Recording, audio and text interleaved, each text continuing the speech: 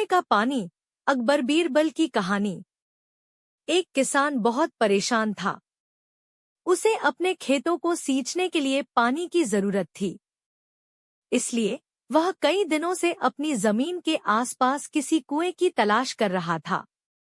इसी तलाश में वह घूम ही रहा था कि अचानक उसे एक कुआं दिखा।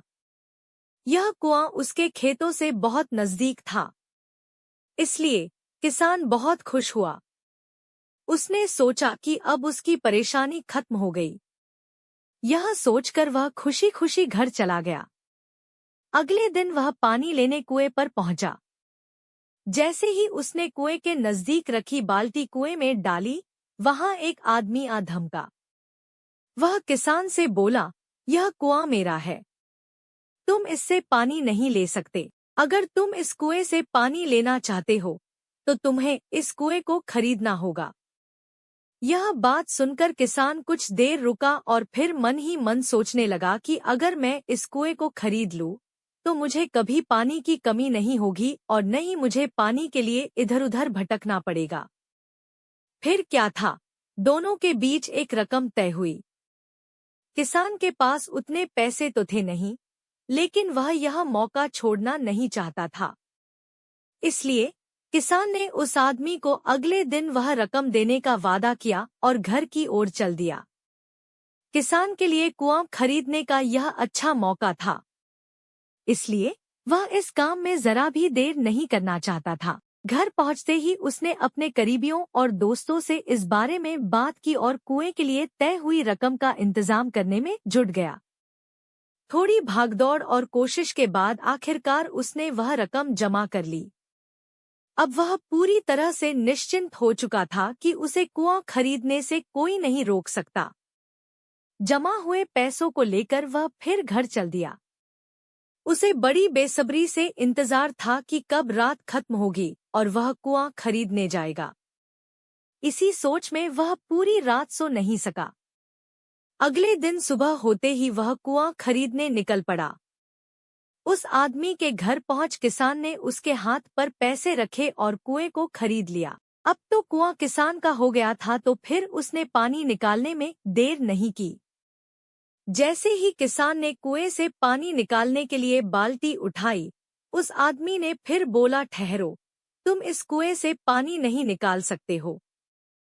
मैंने तुम्हें कुआं बेचा है, कुएं का पानी अभी भी मेरा है। किसान मायूस हो गया और न्याय के लिए राजा के दरबार में शिकायत करने पहुंच गया। मालूम है उस राजा का नाम क्या था? राजा अकबर। राजा अकबर ने उस किसान की पूरी कहानी सुनी और फिर उस आदमी को दरबार में बुलाया जिसने वह कुआं बेचा था। राजा का फरमान सुनते ही वह आदमी भागा भागा दरबार में हाजिर हो गया। राजा ने उससे पूछा, जब तुमने इस किसान को अपना कुआं बेच दिया तो फिर इसे पानी क्यों नहीं लेने दे रहे हो? आदमी बोला, महाराज, मैंने इसे केवल कुआं बेचा था, पानी नहीं। यह बात सुनकर राजा भी सोच में पड़ गए। उन्होंने कहा कि बात तो यह पते की कह रहा है, कुआं बेचा है, पानी तो नहीं। काफी देर सोचने के बाद जब इस समस्या को सुलझाने में वह नाकाम हो गए तो उन्होंने बीरबल को बुलाया।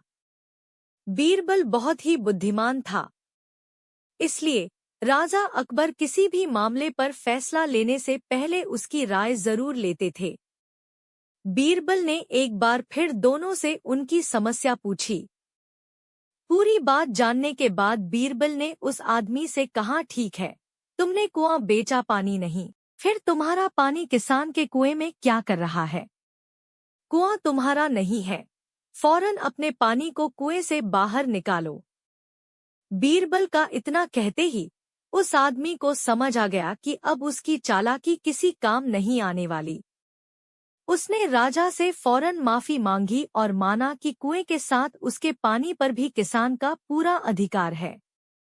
यह देखकर राजा अकबर ने बीरबल की बुद्धिमानी की तारीफ की और कुआं बेचने वाले आदमी पर धोखेबाजी के लिए जुर्माना लगाया। सीख: अपने आप को दूसरे से अधिक चालाक नहीं समझना चाहिए। साथ ही धोखा देने की आदत से भी दूर रहना चाहिए, क्योंकि कोई ऐसा भी हो सकता है जो आपसे भी अधिक बुद्धि का इस्तेमाल करना जानता हो। ऐसे में आपका धोखा पकड़ा जाएगा और आपको अपने किए का भुगतान करना होगा, जैसे इस कहानी के अंत में कुआं बेचने वाले आदमी को करना पड़ा।